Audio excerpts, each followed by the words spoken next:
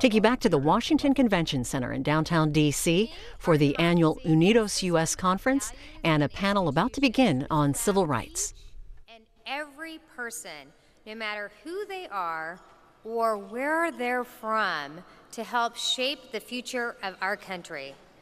But today, the sobering truth is that we face a president who wants to pit us against each other, who thrives on it, who undermines our norms, values, and institutions of democracy. We have a president who praises ruthless dictators, a president who has called the media the enemy of the people.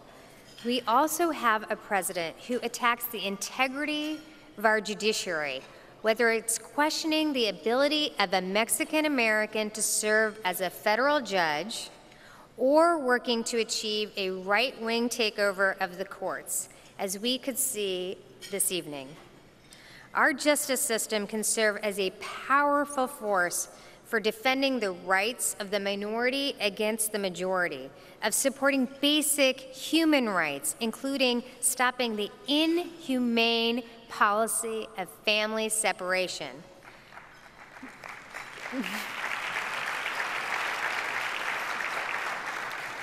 But when this power is placed in the wrong hands, our justice system can also take our country backwards, whether it's upholding the Muslim ban, attacking the basic civil rights around the right to vote, or weakening our protections for immigrants. Each and every generation has a fundamental duty to renew the strength of our democracy. And in fact, the battles we have today are amongst the starkest. The actual weapon we have to save our democracy is democracy in action. It is all of us showing up at the ballot box, showing up in our communities, and communicating that this will not stand, that our democracy is at stake, and we are here to protect it. Thank you very much. Damas y caballeros, please welcome our next panelist, President and CEO of Voto Latino, Maria Teresa Kumar.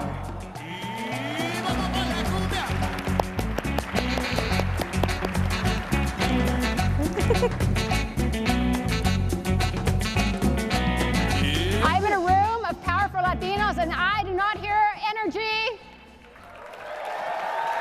Come on now, I don't hear energy.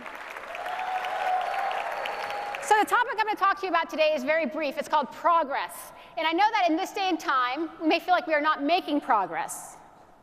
But progress is because of the progress we have made that folks are coming after us. Progress is when we were basically able to put a stay on DACA to make sure that it's still in the courts fighting because everybody came present. Progress is when the president declared a separation of families, opened up a first internment camp of 10 cities in the middle of Texas, in the middle of the desert, expecting no one to pay attention. We heard about it on Wednesday. On Sunday, we said we're going to do a march. And in less than 7 days, we had Latino leadership leading an effort to turn down Tornillo, Texas.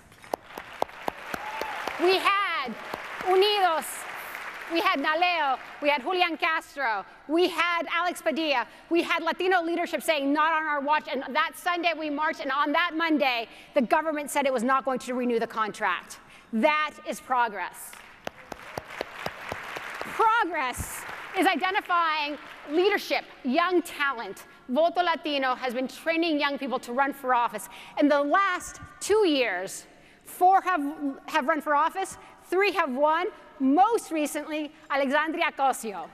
That is progress. Progress is having a slate of potential presidential candidates, a real slate. Julian Castro, Alex Padilla, Javier Becerra, Eric Garcetti, I'm biased, I'm from California, and Catherine Mastos from Nevada. And that's just the tip of the iceberg. That is progress. Progress is every single person in this room.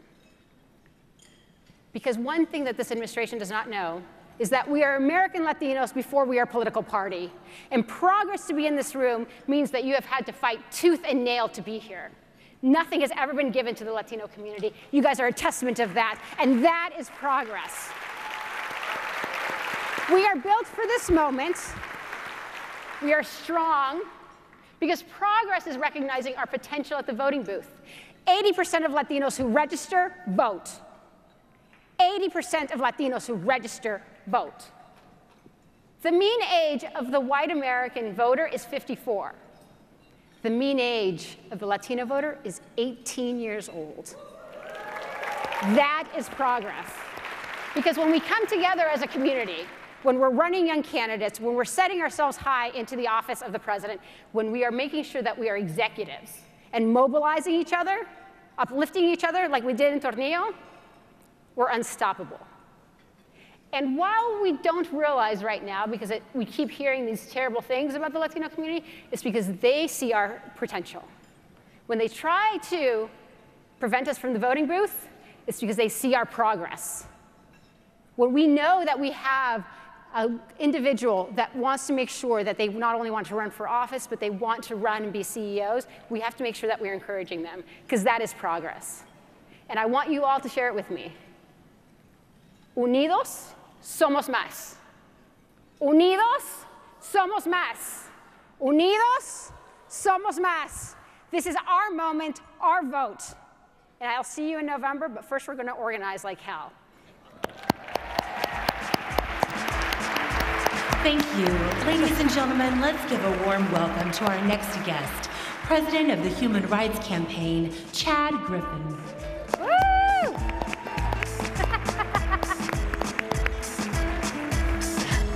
Thank you so much. How are we doing, Unidos? Yeah? Thank you for having me here. In this moment, equality is a fundamental right still guaranteed to each of us by the Constitution. But it's a right that we must fight like hell to protect. That's what we do at the Human Rights Campaign every single day. From fighting to protect LGBTQ people from discrimination by passing the Equality Act in Congress, to fighting for the equality of every LGBTQ person all across this country. All of our fights, all of us up here today, our fights are about equality. They're about securing equality, they're about extending equality, and perhaps more important than ever before, they're about protecting our equality. Some may ask, why does HRC care about DACA recipients? What about the Muslim ban? Or why do we care about voting rights or a woman's right to choose? The simple truth is that the LGBTQ community is as diverse as the fabric of this nation. We are Muslim, we are Jewish, we are women, we are Black, white, Latinx, Asian, and Native American. We are immigrants, and we are people with disabilities. And when Donald Trump attacks one of us, he is going to keep hearing from every single one of us. Because we are all stronger when we stand together. I want to share a quick story with you. Last month, I was in Arizona meeting with Latinx leaders to discuss the intersection of LGBTQ and Latinx issues. One of the leaders that I got to meet that day was Elena Aguilar. She's an organizer for Unidos. Some of you may know her. And she lived much of her life as an undocumented immigrant. But in 2016, she got to vote for the very first time. And not only did she get to vote for the first woman presidential nominee, she also got to cast a vote for herself. And she won her own race for the local school board.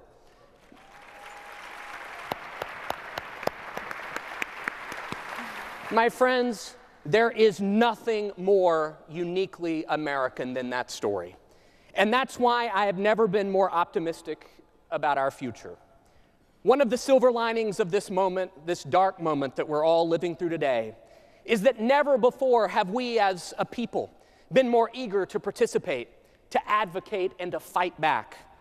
Across social justice movements, we have all stood shoulder to shoulder to fight for the equality and the equal dignity of all people. And that is a fight we must pursue with a greater urgency now than ever before. Thank you all very much for having me here. Ladies and gentlemen, we're honored to bring our next speaker to the stage. Welcome President and Director Counsel of the NAACP Legal Defense and Educational Fund, Sherilyn Ifill.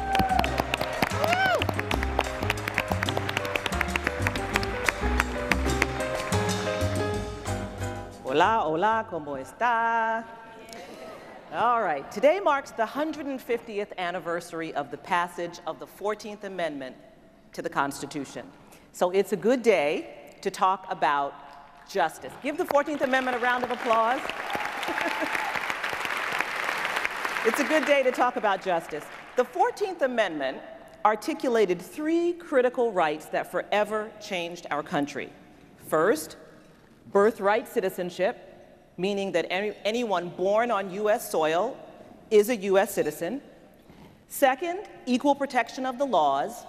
And third, the guarantee of due process to ensure that the states could not deprive individuals of life, liberty, or property without recourse. It's important to remember, especially at this moment, that the guarantees of equal protection and due process extend by the very words of the 14th Amendment to every person in the United States, regardless of whether they are a citizen or not. What does this have to do with justice? Well, most of us think that justice should be a byproduct of equality, full citizenship, and due process. We expect justice to flow freely from a society that upholds the dignity of every citizen, that purges itself of inequality, and that guarantees the right of everyone to be heard to effectively plead their cause to an impartial tribunal before the state deprives them of liberty. The injustice that we see every day in our country today, at the border, in encounters with police officers, in voting, in our education system, in prisons, in courtrooms around this country, these injustices exist because we have failed to live up to the words of the 14th Amendment. We are 150 years into the new America created after the Civil War, and we're not there yet. In fact, what progress we have made is being threatened like never before.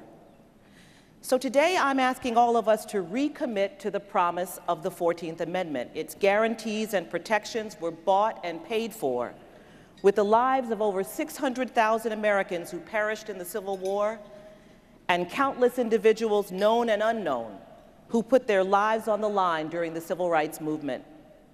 Because justice, in fact, is not inevitable.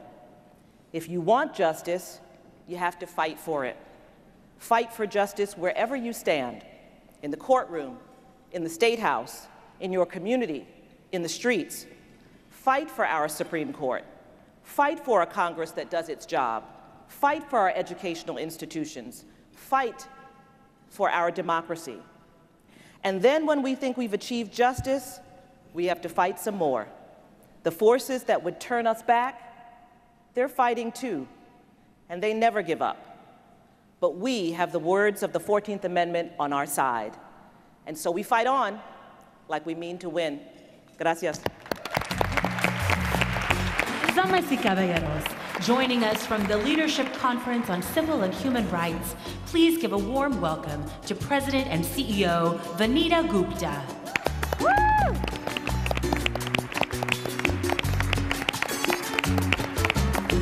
Good afternoon, Unidos. It's great to be here this afternoon and to see this room so full of people. Freedom. Freedom is a value that has undergirded the history and founding of this country. But we all know that that freedom was built for white men with property, built on the genocide of Native Americans, founded around the exclusion and enslavement of Africans and African Americans. And that the struggle for freedom in this country has really been a struggle for a more perfect union. It's been a struggle that has defined our own history as a country. And from the founding of this nation, the struggle for freedom, about who defines freedom, who gets to be free, and who doesn't, has been an ever-arching quest through the arc of our history. It has sometimes been a freedom from, like the founding fathers who were trying to push for freedom from tyranny, all the while living a hypocrisy that resulted in the confinement and oppression of a certain people.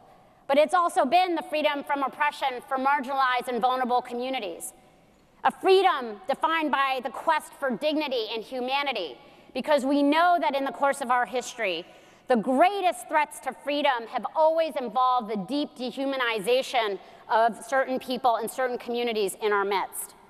Today, as civil rights leaders and advocates around the country, we are fighting for a freedom to be with our children, to have families stay whole, a freedom that some of us have taken for granted, and yet this administration has put in such deep peril.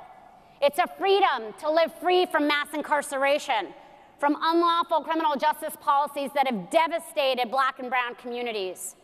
It's a freedom to love who we wish to love and to marry who we wish to marry. A freedom to worship where we want to worship. A freedom that is fundamentally about being able to be who we are with the full rights afforded to us by the Equal Protection Clause that Sherilyn talked about. But there is nothing inevitable about this freedom, and we are seeing today such attacks on the very fundamental value of freedom in every sense of the word. These attacks on freedom can ultimately undermine who we are as a country on our own watch. I call it the boiling of the frog, that things are happening, the attacks on the free press, the attacks on the judiciary, the attacks on our communities, on our families. These things can happen on our watch. There is nothing inevitable about freedom.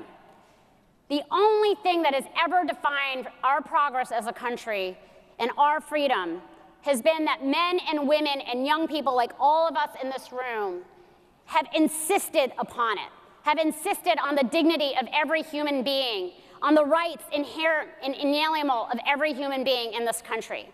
And that is what we are here fighting for today. That is what I do with these leaders on the stage every single day, is to never take that for granted, to be out in the streets, to be filing cases in courts. Today we're going to be seeing an announcement of a new Supreme Court justice nominee to the Supreme Court. Let me just tell you, the Supreme Court has played a really important role in defining who gets to be free and who isn't. And we need every single one of you involved in this fight. We have so much at stake with this fight in the Supreme Court. And so let's not ever take this for granted. And I want you to repeat after me, in the words of Fannie Lou Hamer, nobody's free until everyone's free. 1, 2, 3. Nobody's free until everyone's free. Thank you. And moderating this important conversation, ladies and gentlemen, please give a warm welcome to President and CEO of UnidosUS, Janet Murguia. Woo!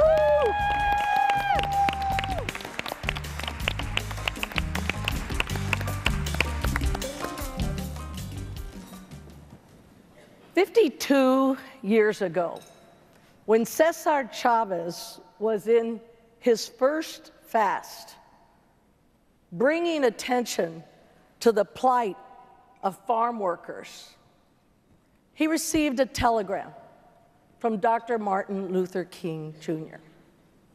That telegram, in part, said, "Our separate struggles are really one. A struggle for freedom, for dignity, for humanity. We stand on the shoulders of giants who understood our common bonds. But yet, that unity has not come easily. We've seen those struggles in silos at times. And if there is a bright light in all of this challenge that we're seeing today, is that it has created an opportunity for us to truly come together and to leverage our strengths in so many ways. I think about our new name, UnidosUS.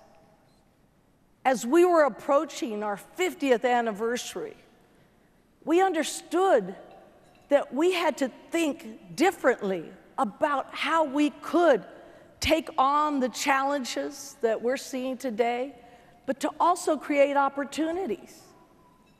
Unidos for us is a cry, a rallying cry, an appeal for our own community to come together, but more importantly, it's also an invitation for others to join us.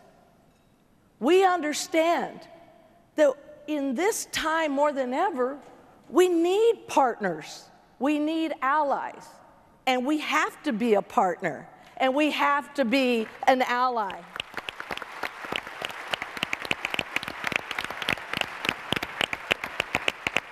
Because no one person, no one organization, no one community can accomplish alone these challenges that we're seeing. But we also have to recognize that as we come together, we have to use those strengths to push back on the policies that we know are holding us back, but to also understand that we can use our strengths to create the opportunities that we know will lift all of us up. So for us, we come together in this moment, recognizing that there's never been a more important time to use collectively our voice and our vote and create the vision of America that we know it can be, and to uphold the ideals and that vision that we know includes everyone, and having that shot for everyone to have their own American dream. Welcome to today's panel.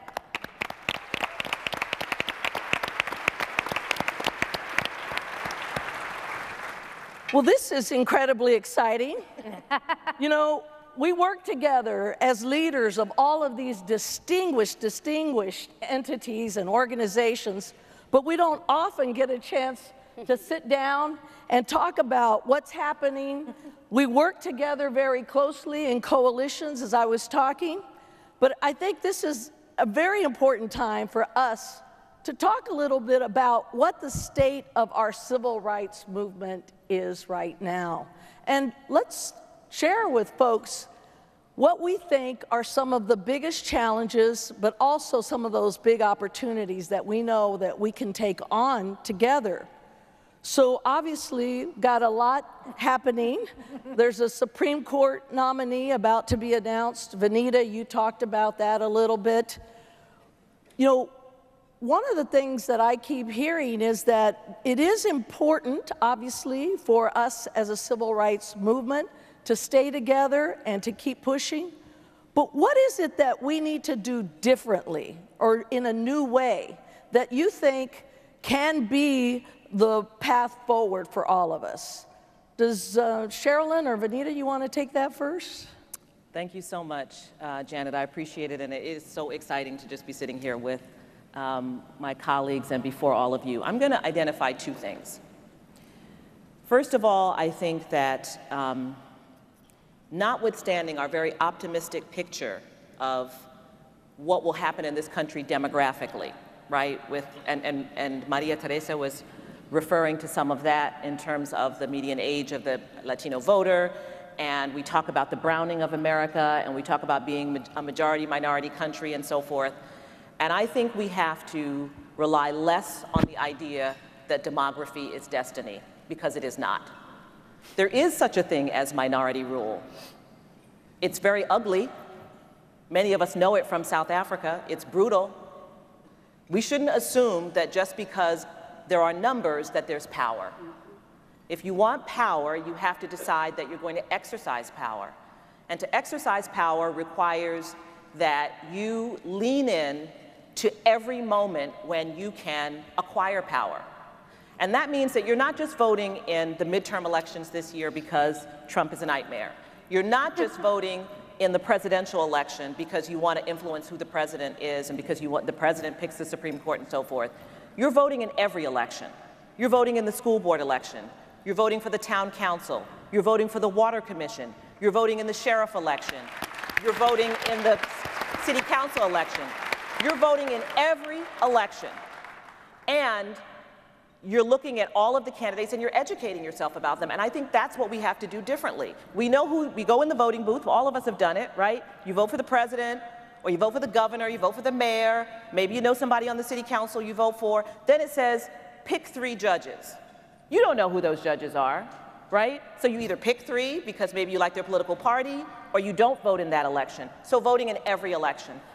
And then the second thing is just to recognize we have to fight in a different way than we fought before. This is about raw power at this moment. We didn't ask for it to be this way. We are high-minded people, but right now this is about raw power. And that means you play every hand. Every possible hand we have to play has to be played. And I think we're not accustomed to that. We think we'll wait on this, we'll wait for 2 years. No, every hand has to be played. Well, let me ask you about this. You're right about that.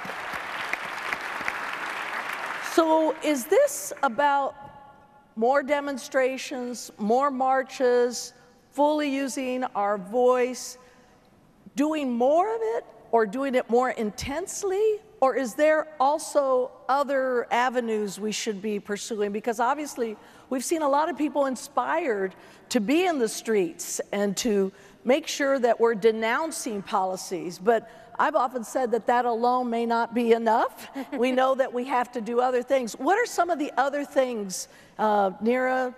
So just to add and to answer that question, I think politics now and engagement now has to be 24/7, 365 days a year. So what we see are forces aligned against us who have a vision of the country that is reactionary, and we are basically fighting for the soul of the country in every battle. And I think that what that means is voting everywhere, but participating and looking at a Supreme Court fight or a fight around the Affordable Care Act or around immigration and Dreamers as one in which we have alliances across all our organizations, and that we each have to step up and bring everyone to those issues. The only thing that has defeated these assaults on democracy, equality, freedom, and justice that we have seen is direct democracy engaging, calling your member of Congress, disrupting politics as normal, and engaging not just at election day, but before the elections. In the Supreme Court fight right now, we need senators to hear from their constituents all across the country to say, we're not just going along with politics as usual. So we've talked about, in this conference certainly, about our community having been under assault. Yes. We've seen that since day one, you know, rapists, drug dealers, even animals. We've seen references in very extreme ways. We've seen pardoning of Sheriff Joe Arpaio, and of course, repealing DACA, repealing the temporary protected status, and of course now the families being separated on the border. One of the reaffirming things that I think has been extraordinary is that everybody has owned these issues. It's no longer just been our community speaking out on behalf of ourselves. We hosted a press conference a few weeks ago for national civil rights leaders. Everybody showed up and responded and said that this is also about human rights and not just civil rights. Talk a little bit about either the family separations issue or how every community represented here has been under assault, and what does that mean for us as we go forward? Because in some ways, is it harder for us to work together on this, or should it be easier for us to work together? Janet, if I could, you know, there's few moments in history where the kind of most fundamental things and ideals about America really get pronounced in such a way as they are right now. And I think that we are seeing daily attacks on all of our communities. But fundamentally, I think a lot of us are doing this work not because out of protection of one community or the other. We are seeing us in the fight literally for, as Neera said, the soul of our country. And these are about American values. When the Trump administration, 9 days in, announced the first Muslim ban, you didn't see just Muslim people rushing to the airports. You saw people of all stripes, people who never believed that they were activists before, rush to the airports, rush to the streets, out of this belief that this is not who we are as a country. This is not who we want to be. This is not who we deserve to be. And that's why you're seeing in almost on kind of a regular basis, we're on calls, we're at press conferences, we're speaking out for each other's, the assaults on LGBTQ rights, the assault and confrontation on voting rights, all of the anti-immigrant underpinnings of almost every policy that is being put out there right now. And in a lot of ways, I mean, I have the luxury of being at the leadership conference, which UnidosUS is a part of, a coalition of over 210 national civil and human rights organizations. And in some ways, this is exactly the moment that we were called for, because the level of solidarity and defense of fundamentally American values that we are kind of coming together on right now, it's not about one community, it's about who we are as a country. And that's why the family separation issue in many ways just crystallizes the ways in which we have to stand up when one part of our community is dehumanized in this way. We cannot stand for it, because an attack on one of us is an attack on all of us, and that's why we're rising to the challenge. So one of the challenges I feel like I've had, and I don't know, Chad or Maria Teresa, maybe you want to talk about this, but I worry that there's so much information out there. And someone said earlier, you know, technology has revolutionized how we've received information. And whether people are making references to fake news or trying to minimize how we get the facts out there. How do we convey to people, whether it's in our own community or others, what's really true? How do we deal with that challenge right now? Do either one of you want to take that, Chad or Maria Teresa? Well, I think, you know, the challenge that we all face is breaking through in this insane moment where you have this so-called president with his tiny little thumbs sending out tweets every 10 seconds. What he wants you to do and what he wants all of us to do is to get distracted, to look over there so you won't see what's happening right here. We see it all the time. There's still an epidemic of this country as it relates to HIV and AIDS, or as it relates to violence and, in fact, murder of trans women, especially trans women of color. The media do not focus on that enough, and so many other issues. And what we've got to do is keep telling stories, because that's how we change hearts, and that's how we change minds, and that's ultimately how we're going to win this battle. But we can't get distracted. Don't get distracted by Bob Mueller. He's going to do his job. Don't get distracted by Stormy Daniels. She's going to do whatever she's going to do. She's doing her job. What we all have to focus on is where we have power. Midterm elections, midterm elections, midterm elections. That's how we can finally pull the emergency brake on this president, and that's exactly what we have to do.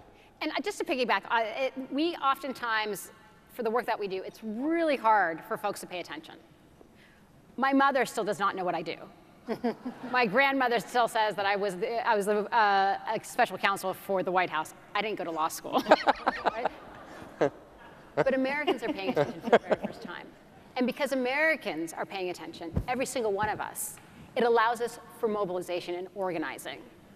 So while the president is trying to distract us, we need a clear vision. 93 million Americans sat it out last election. 93 million.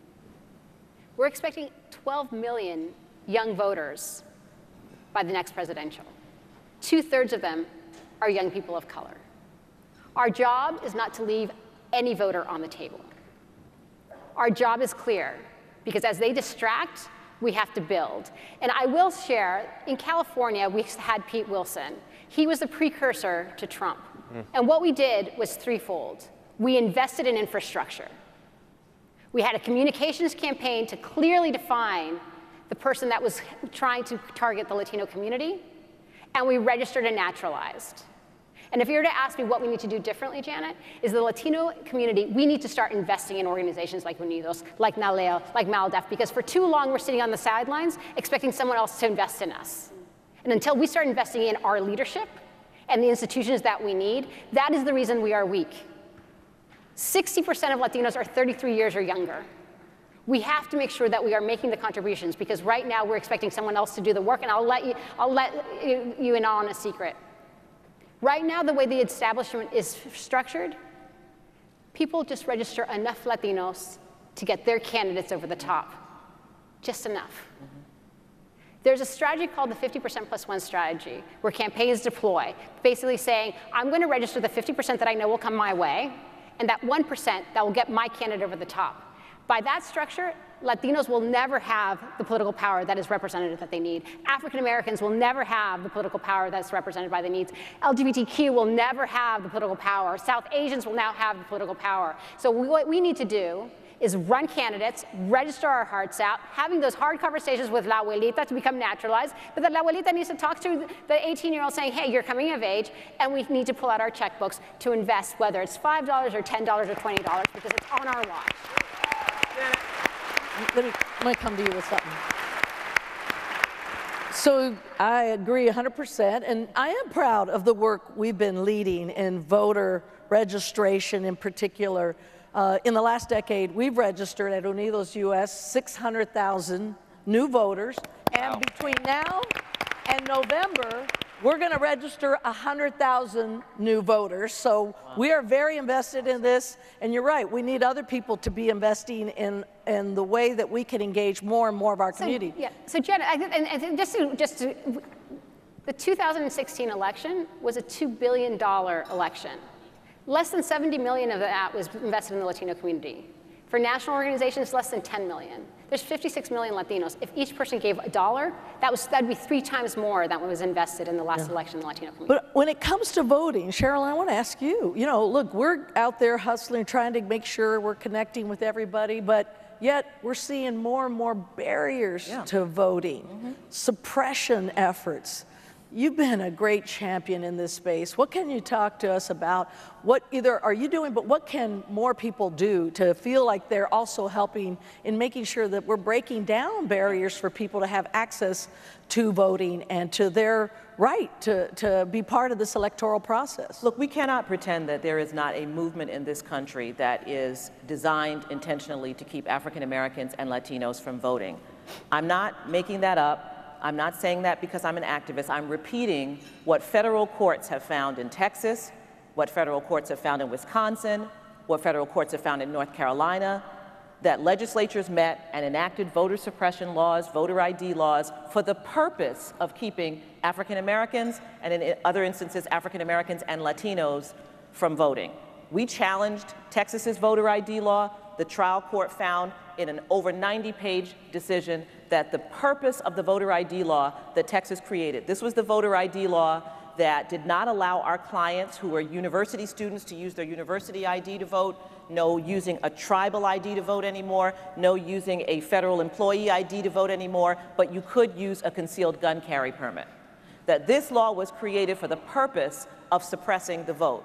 And I emphasize this because we can't pretend that voter suppression is something that's out there that is not defined and real.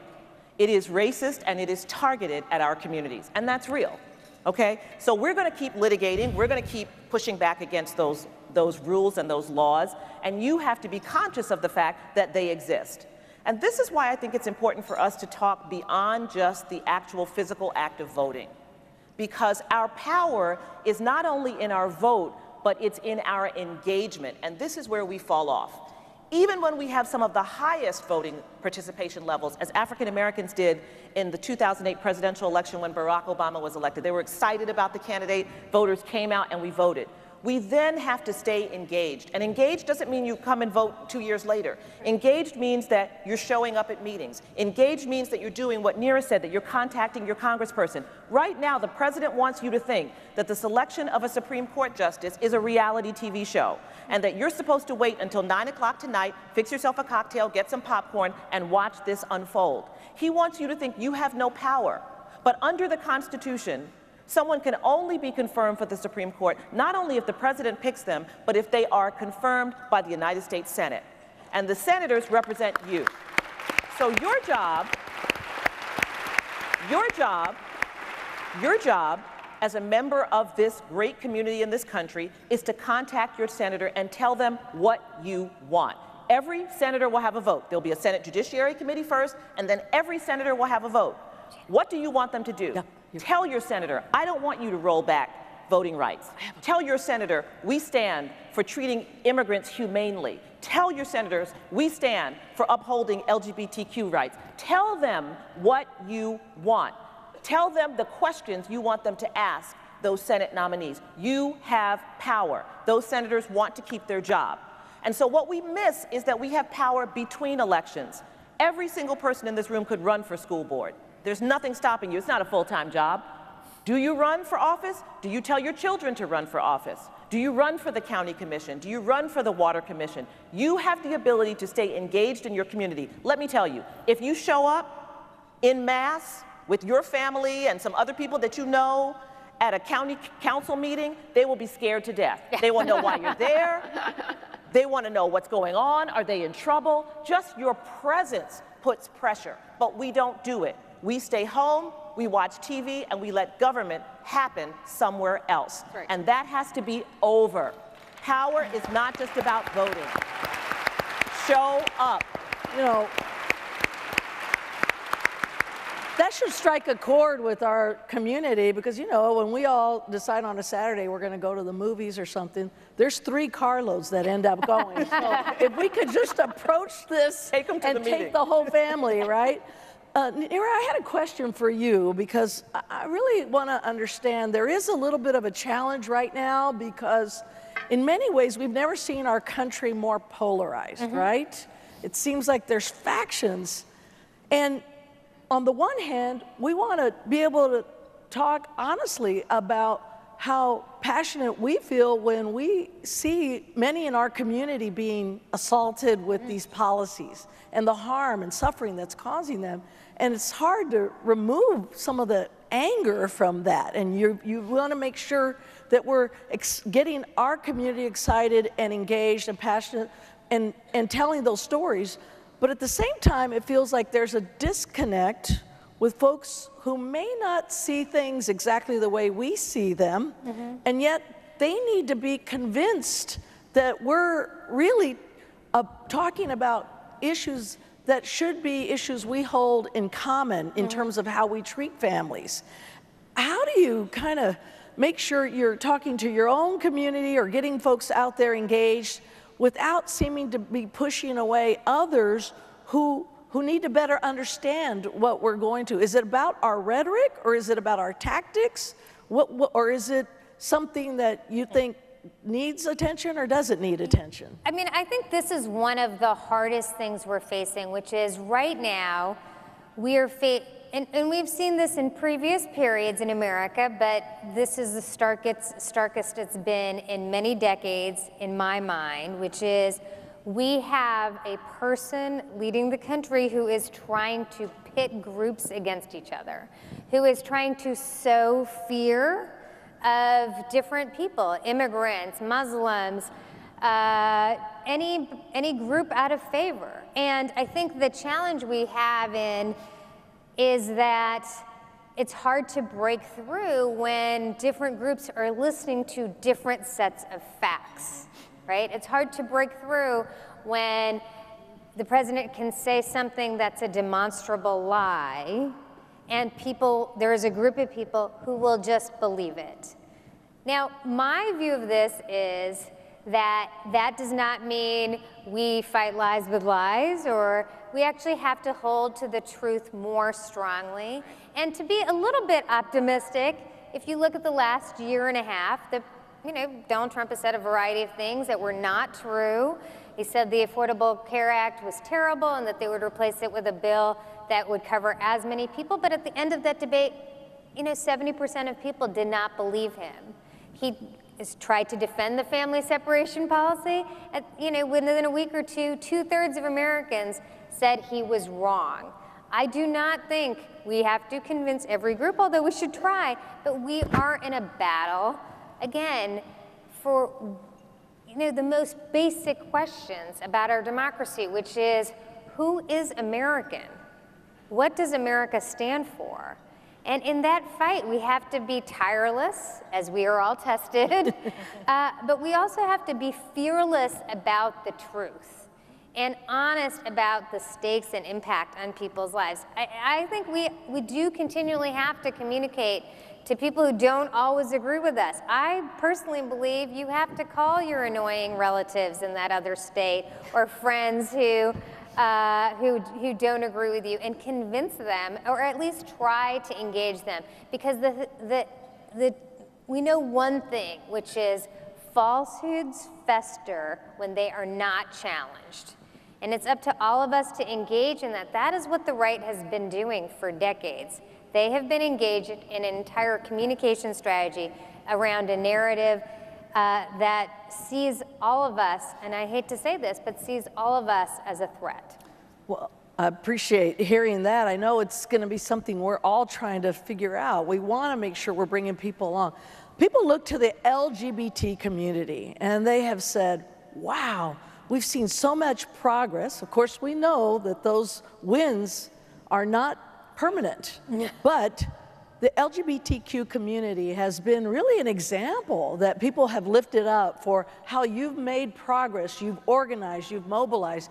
Chad, do you want to talk a little bit about how you've seen that sort of arc in that story occur and kind of what's at stake now?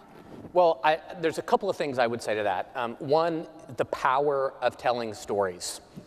All of the research shows, regardless of what issue we are up here talking about, taking away, affordable health care for to safe, or LGBTQ, for marriage equality, non-discrimination protections. If you know someone that is suffering from the lack of one of those rights, or if you know someone that lives next door to you or sits next to you at the church pew on Sunday morning, it personalizes it. And all of a sudden, it breaks down the clutter that surrounds these issues on a regular basis. And then the second thing I would say is we can never forget that the vast majority of the American public, that means Democrats and a whole lot of Republicans and independents too, agree with us on virtually every issue we're up here talking about. The DREAM Act, non-discrimination protections, the Affordable Care Act, whatever the issue is. Now, folks in Congress and the leadership in the House and Senate are just so out of touch with the American people. They're not with us on many of these issues, but the American people are. And that's what we have to remember, that we have to continue to engage the electorate. We have to engage them on all of these issues, because more times than not, when they hear our stories, when they hear your stories, it changes hearts, it changes minds, and then we just got to get them to the voting booth to change some of these elected officials that are in office at the local, state, and national level.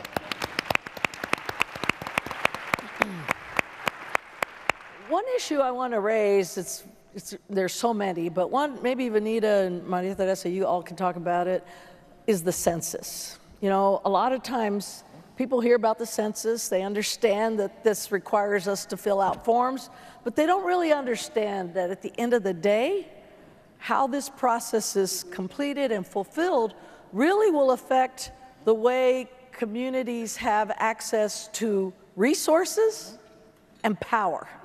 And a lot of times that can get lost in translation. Obviously, one decision we've seen made most recently by the Trump administration has been to add a question that, to get to nearest point, there's looking for ways to continually divide, to separate, to marginalize folks in this process, and asking individuals whether they're a citizen or not. Some might say, what's the big deal? But Maria Teresa, we know that in our community, when you have mixed status household families, where many of the folks are US citizens, but perhaps one is not, it means that there's a fear created for anyone to participate for fear of what that might mean. But yet the Constitution says every person should be counted. Y'all want to talk about the impact of the census? So I'll take a stab at it from a perspective. We were official census partners in 2010, and we identified that 15-year-olds can help build out the census for their families. They can inform their families to fill out the census. And we used that to make sure that in 3 communities we were able to do so. But the census basically identifies who gets public money. We're talking billions of dollars of reinvestment, from schools to healthcare to clinics to roads. It also identifies where corporations want to make investments. Where do they want to have their next Amazon headquarters? It also informs whether or not how congressional lines are going to be drawn. So gerrymandering. When they go after and ask for a citizenship question, 16 million Americans live in mixed status families. 16 million, disproportionately Latino.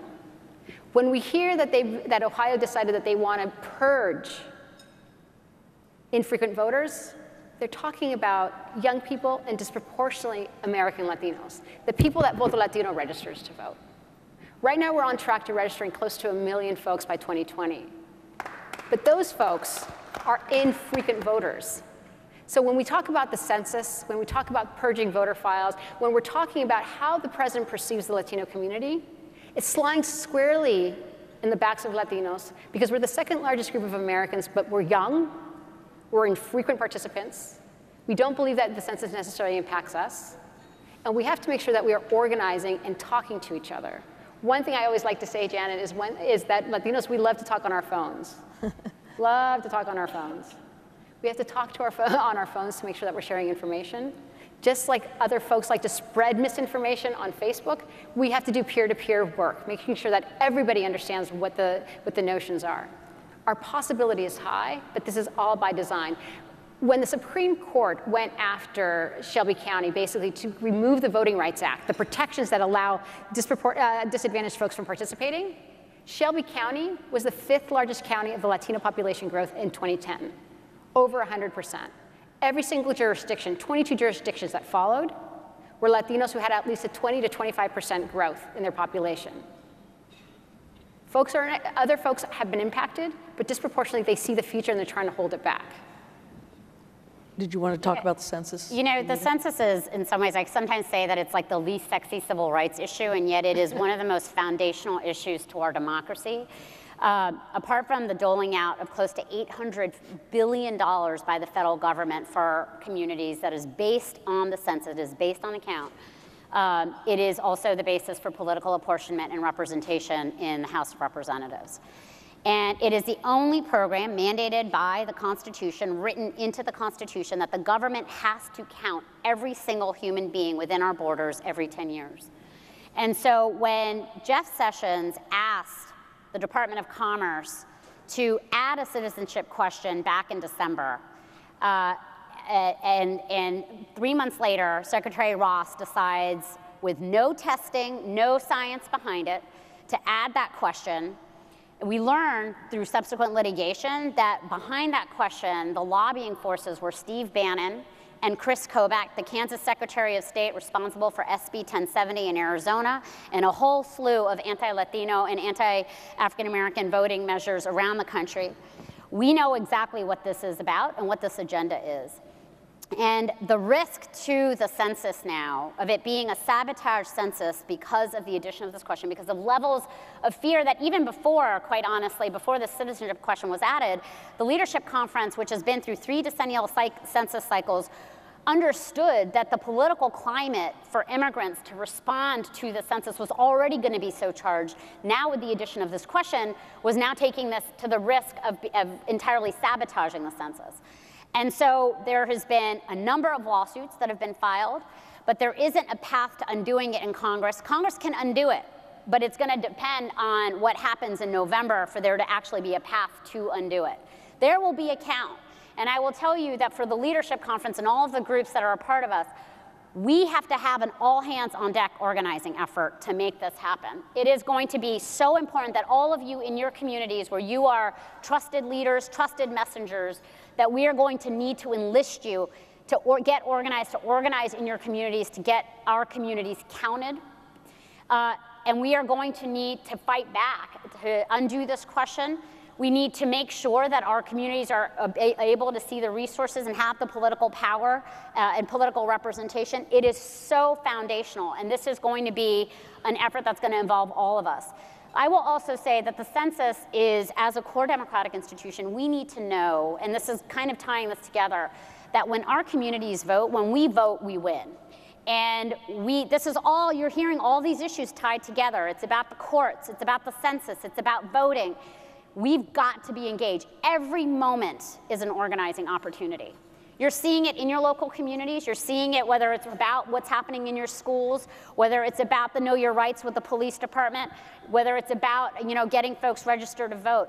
Every moment is an organizing opportunity. And all of you are organizing out in your own communities. And you were saying, well, there's so many things to organize around. Sometimes we have to bring our people in based on the issues that they care about.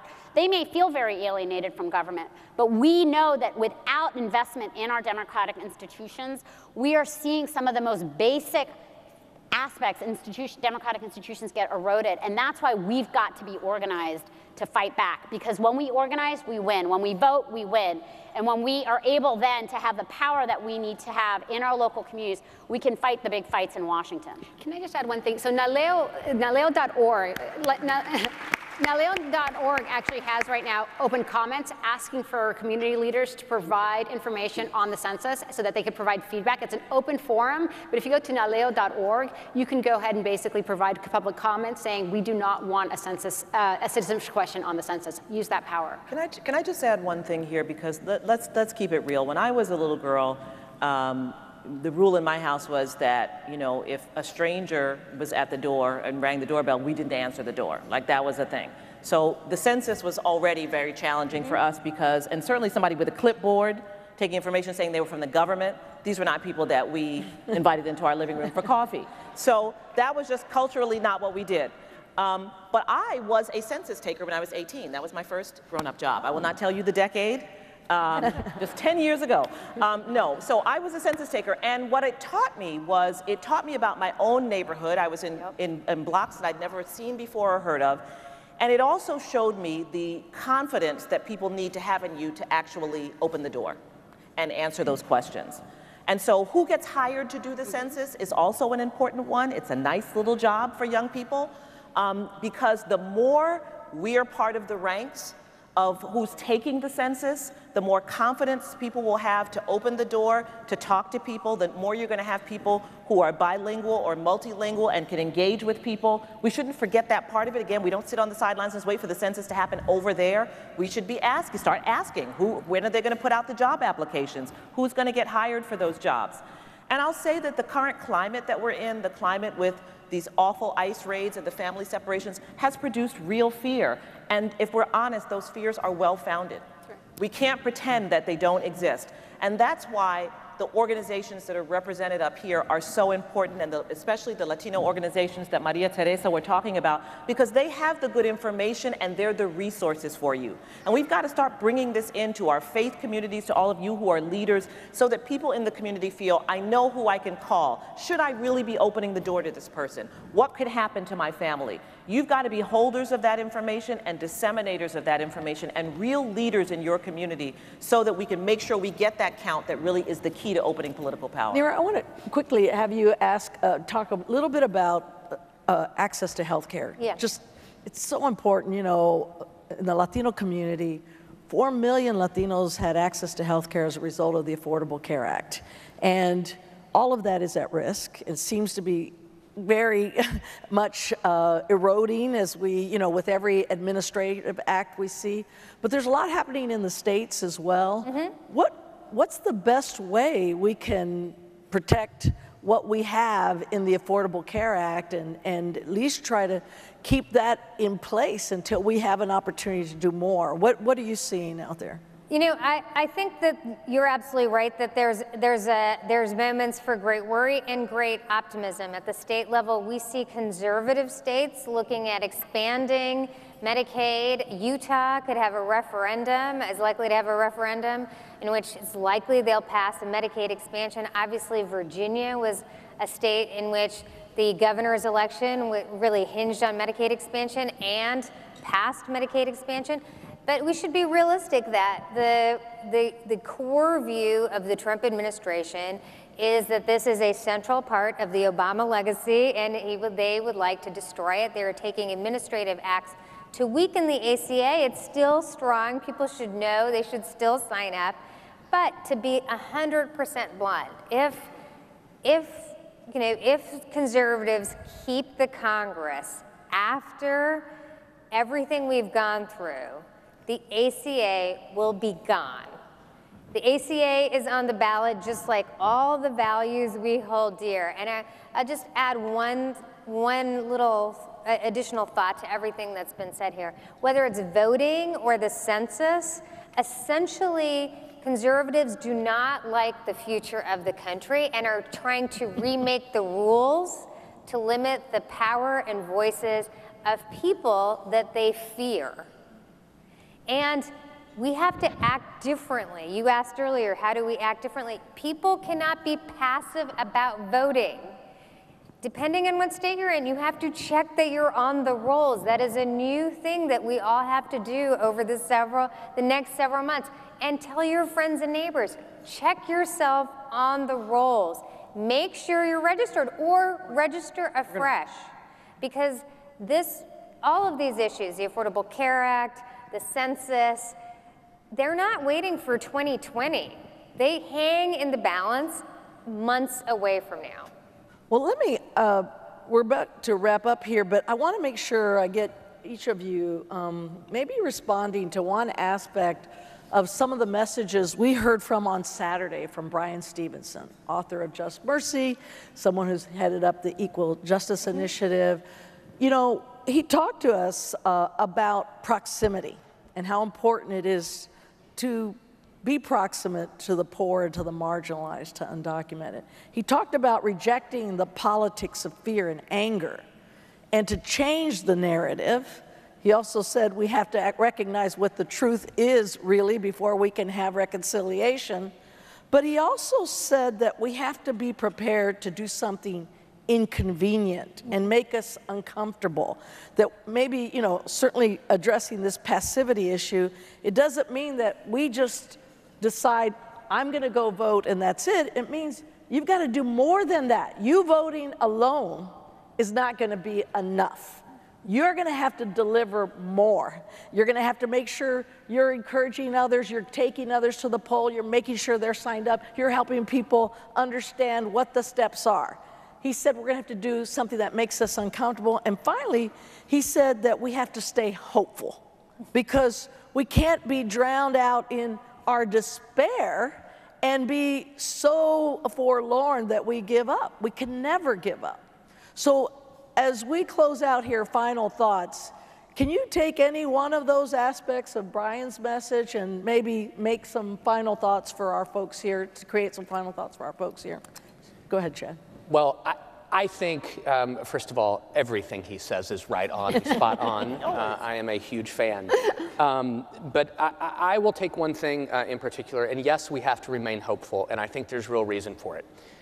First of all, recognizing our privilege. If we're in this room today, regardless of our background and our particular circumstances or situations, we're the lucky ones. We're the damn lucky ones if we're in this room. And with that comes incredible responsibility. And this moment in history calls on us to all do more. And yes, not just vote and not just register other people to vote, but then to show up and to volunteer and knock on doors and register more people to vote and then take them to the polls on Election Day. And when we all do that, when we do our jobs between now and 2018 and then in 2020, I really think that we will look back on this moment in history and see it as a great awakening of our democracy. But it's on us. That's right. Maria Teresa. Thank you, Chad. I'll close where I started. I actually believe that the Latino community, we are built for this moment. We know how to fight. That is all we've ever known. And they've brought the fight to us. And that means that we have to organize. We can't leave any votes on the table. But we have to be clear on our vision. I think that we're being challenged. But it's when we are challenged that I know that our community, that's when we rise. Because that is when we get to work. And that is when we recognize that this country, when you make calls to Congress, when you fight in our military, when you march and when you vote, it's patriotism. My family left Colombia, I won't tell you how long ago, when it was on the brink of being a failed state. So when someone tells me what broken looks like, I've been there. This is not broken. What we need to do, and I believe we're part of the resistance, but what we need to do is stop resisting and occupy. We need to occupy power. We need to occupy the voting booth. We need to run for office and occupy those, and also occupy the echelons of executive boards so that we can start actually changing the country that we know we deeply believe in. Mira. I think the power of hopefulness is really critical, because I believe that the constant assault on all of our values and all of our principles is a strategy to weaken us, to make us tired, to make us, you know, I mean, there are days I want to climb under my bed and under the covers because it becomes too much, but I think we have to recognize it is a strategy, and we have to remind ourselves that there are moments of great hopefulness. I'm incredibly optimistic about the fact that we have seen waves of activism, not just one march or two marches, but waves of activism that I have not seen in my adult life. And what we need to do is take that energy and anger and resistance to what's happening in the country and mobilize it politically. That is totally doable. We face forces that have been in our country for hundreds of years that are trying to take power away from people who are different from them. But we also see a mobilization of people who look different from each other. Women, people of color, young people, LGBT, South Asian, Latino, African American, who are united and uniting to take our country back. Thank you, Mira. One of the great advantages I have is that I lead an organization that was founded by Thurgood Marshall, the pioneering civil rights lawyer of the 20th century, who then became the first African-American Supreme Court justice. And you have to remember that in the arc of Thurgood Marshall's career, what he was able to accomplish, he literally shifted the meaning of democracy and equality in this country. Brown versus Board of Education was a case that was won in 1954. And thereafter, this is before the Civil Rights Movement. This is before Emmett Till is killed in 1955, before Rosa Parks refuses to give up her seat in 1956. A crusading band of mostly African-American attorneys decided that they would make the words of the 14th Amendment that I talked about a little while ago become true. And with perseverance and determination and keeping their cool, you know, our mantra at LDF is lose your cool, lose your case. Keeping their cool, they were able to do it. They were able to envision a country that didn't exist. There was no blueprint for what they were trying to do.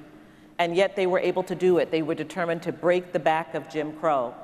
When Marshall was litigating many of his cases, he had to ride in segregated trains. When he challenged segregation at the University of Oklahoma Law School in the federal courthouse the first day, he had forgotten that he wouldn't be able to eat in the cafeteria of the federal courthouse. And so he had to tell his client, tomorrow you bring the bologna sandwiches and I'll litigate the case. He couldn't even eat in the cafeteria, and yet this extraordinary person had a vision for how he could break and end segregation in this country. And he, along with the other lawyers of the Legal Defense Fund and the many people who supported their work and the extraordinary clients, average people in communities who were willing to stand up for what they believe in, they actually did it. And what they did made this room that Chad was talking about possible. It made it possible for people who look like me to stay in hotels in downtown DC that they wouldn't have been able to stay in 65 or 70 years ago. That was a time when you couldn't even try on clothes in some of the downtown stores as an African American person. Do we understand what that means? That we are just that young as a democracy. Just 65 years ago, that wouldn't have been possible. So I believe that we have to remain hopeful, because whatever we're dealing with, whatever I deal with on a daily basis, pales in comparison to what Marshall and that band of lawyers had to deal with. I was in Alabama when Bryan Stevenson opened the lynching museum just a few months ago, and I was on the opening panel with Michelle Alexander, and she said something that stays in my head, and I share it with all of you and all of you up here. She said, why do we keep calling ourselves the resistance? We are the majority. They are resisting us. They are resisting the change. Let's remember, we have the power. Preach. We have the power. Thank you. Vanita. I think despair is the enemy of justice, and it allows for inaction to set in. It allows us, in so many ways, it's really a tool and tactic of the privileged, and at this moment in time, it is incumbent on all of us to reject that and to be hopeful. But do I think hope alone is enough? I don't. I think we've got to be hopeful. As civil rights advocates, we are founded and bred on hope itself, because otherwise we couldn't do the work that we do. But it's not enough. It's got to be through action and organizing that we actually kind of build hope into our future. But there's another piece, and there's been a lot of talk recently about civility and who's civil and who isn't. Remember, Justice Thurgood Marshall had his way of being disruptive his whole entire life. Just by being at the Supreme Court, he was disruptive. And people thought he was uncivil. We romanticize Martin Luther King in our nation's school books and our histories. We have to remember he made people feel deeply uncomfortable, deeply uncomfortable. He knew that when he was speaking truth to power, there were entire segments of America that were out to get him. It wasn't about being civil in those rooms and just hoping beyond hope that somebody would listen to one of his sermons beyond the pulpit and believe. And so for all of us right now, because we are in this time and we can draw from the history that we have that has like put us to where we are now, remember that we have to also be agents of disruption, just as we can be filled with hope about the kind of America we all deserve. We are all in this together and we can make it happen.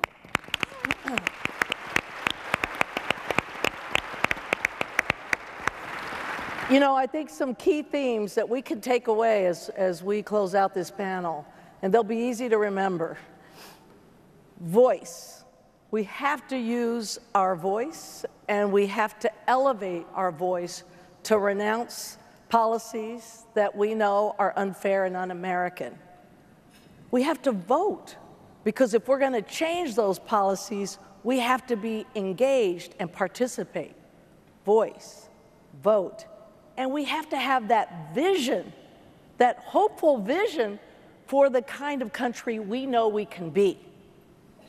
If we can have our voice, our vote, and keep that hopeful vision, it will lead to victory. We can win, and we can see that America we know we can be. Ladies and gentlemen, join me in thanking these incredible group of champions for our community, my dear friends, people who I admire for their work they do every day. They came here today to be with us because we are in this together. Unidos, we know we can achieve the change we want.